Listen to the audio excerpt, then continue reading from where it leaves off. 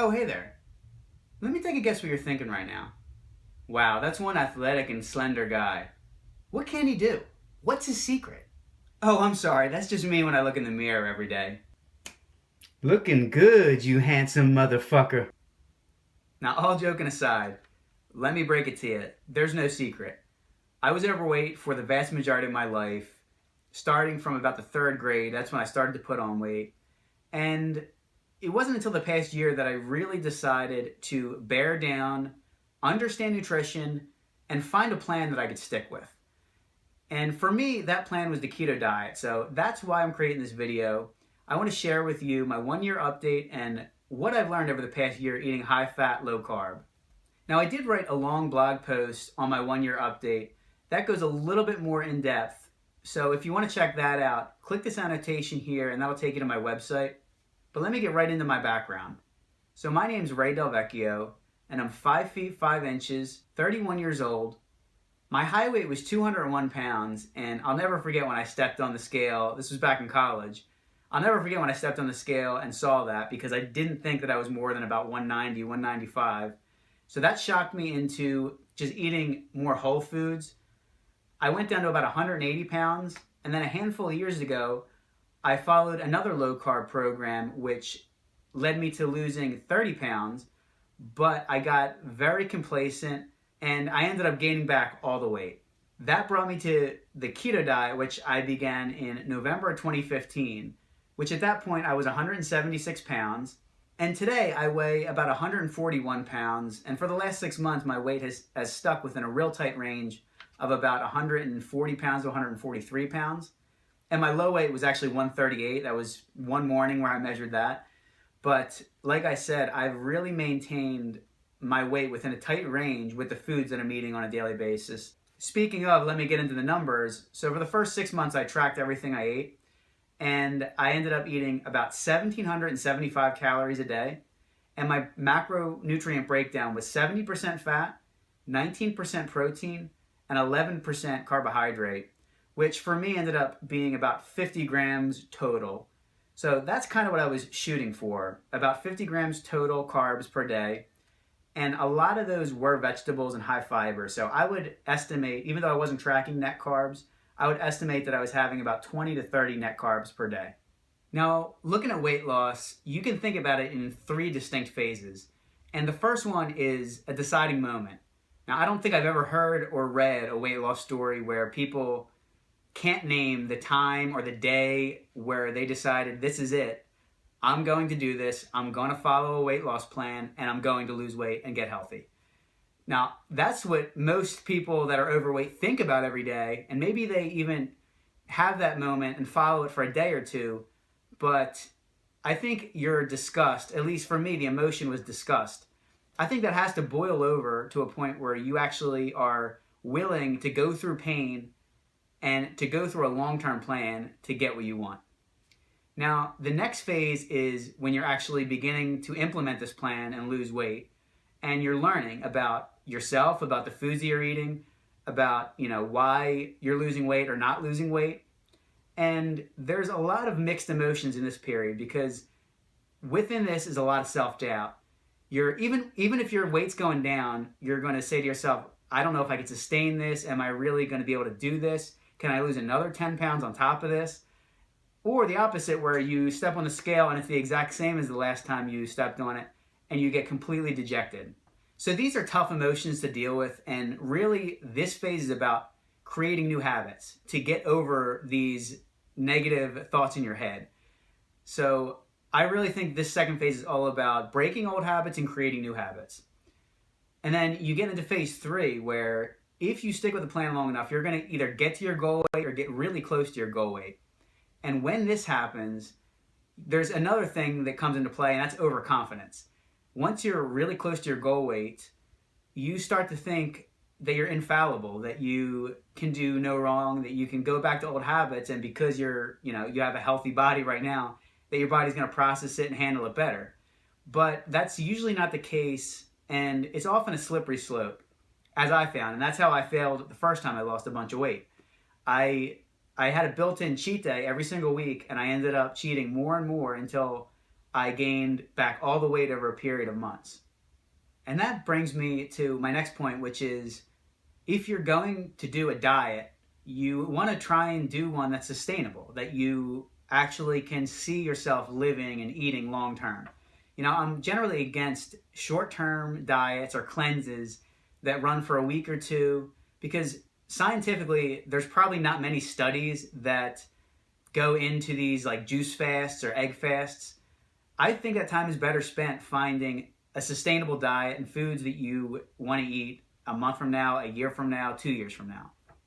So the keto diet was perfect for me because you get to eat fatty cuts of meat, which are delicious.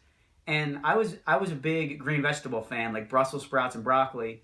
So on top of that, you can put a lot of butter and salt on it, which makes them taste even better. So there's really no downside on that side of things. And frankly, I probably eat more vegetables now on the keto diet than I ever did before eating high carb. Ultimately, you have to find the right balance of the foods that you love to eat and the foods that are best for your body. You can know all the foods that are best for your body, but if you don't like to eat them, you're never going to sustain that long term. And vice versa. You're going to love certain foods, but they're just not good for you. So you have to either eliminate or really reduce them from your daily diet. Now, I don't know if this is just me, but once I started to lose weight, I really began to feel like there wasn't a lot of support out there. And I think this is why online weight loss communities do so well, because in the real world, I didn't have that much support from friends, from family. There's not support when you're watching TV. There's not support when you're in stores. And what I mean by that, like a good example is grocery stores. 80 to 90% of what you see in the grocery store and what's on sale is processed junk and high carbohydrate, high sugar food. So it's really hard to go to the grocery store and just avoid those foods. I mean, the whole idea is you go around the perimeter because that's where the refrigeration is and that's where all the fresh stuff is. But avoid the aisles because if you go down them, you're going to be tempted to buy something that's on sale. And then on top of that, you have TV advertisements. I mean, think about all the fast food places that advertise, restaurants that advertise, and rarely are they advertising healthy food. It's normally very indulgent junk foods, fast foods. It takes a lot of mental capacity to ignore those. Now, when it comes to friends and family, you'll find that they may support you, but not many of them are going to want to change their lifestyle to adapt to you. So it's going to be up to you to, eat certain foods around them. In a party type situation, you're going to have to turn down foods. When you go out to eat, you might have to order differently than they do, and you might get funny looks from your friends. But the bottom line is, if you have a goal, you have to stick to your guns, and you have to make these good decisions if you plan on losing weight and living healthy. Now, not surprisingly, one of the first things that people ask when they start a new diet is, when can I cheat? When can I actually eat the old foods that I was eating? And you absolutely need to be strict at the beginning because your goal is to find sustainable foods that you want to eat. And if you're constantly focusing on the cheats, that's not going to happen. So I highly encourage you to be very strict, overly strict at the beginning. I was real strict for the first 3 to 4 months, I would say. And that's when I became a little bit more laxed where I didn't drive myself crazy if I had an extra 10 or 20 grams of carbs in a day. But with that said, I do have a few thoughts on how to reduce any negative effects from a cheat day. So the first is plan out your cheat days. The worst times that I cheat, it's when I don't have food ready and I don't plan on it and I just give in, which is a mental weakness more than anything.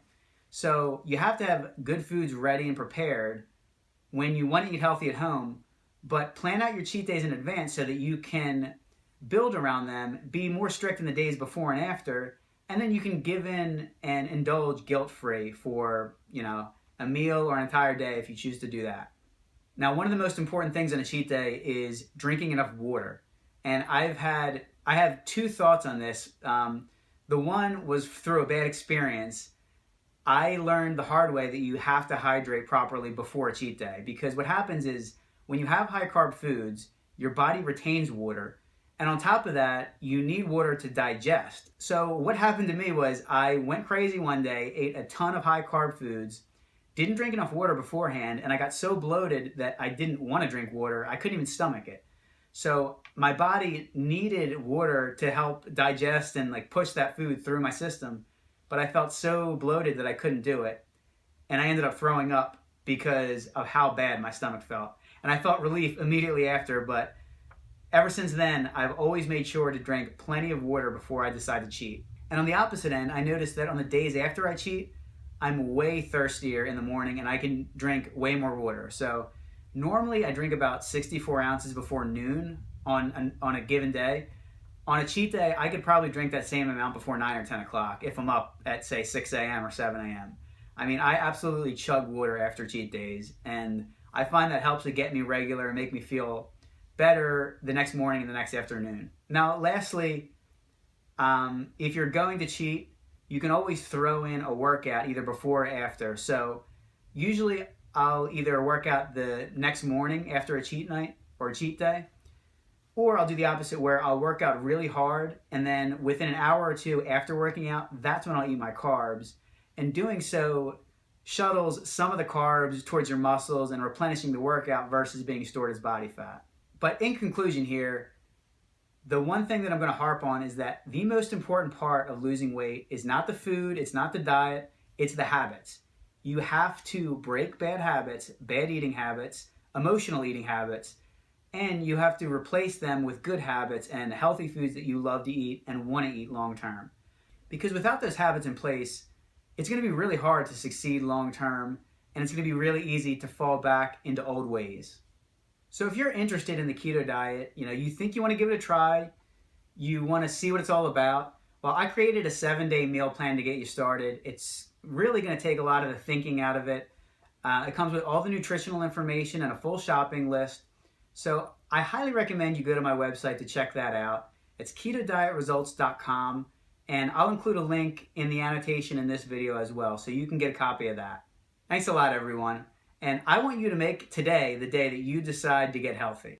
You don't have to start with the perfect diet tomorrow, but make the decision today and pick one change that you can do to live a healthier lifestyle. Thanks a lot, guys and girls, and best of luck to everyone out there in the online weight loss community. Set some goals and achieve them.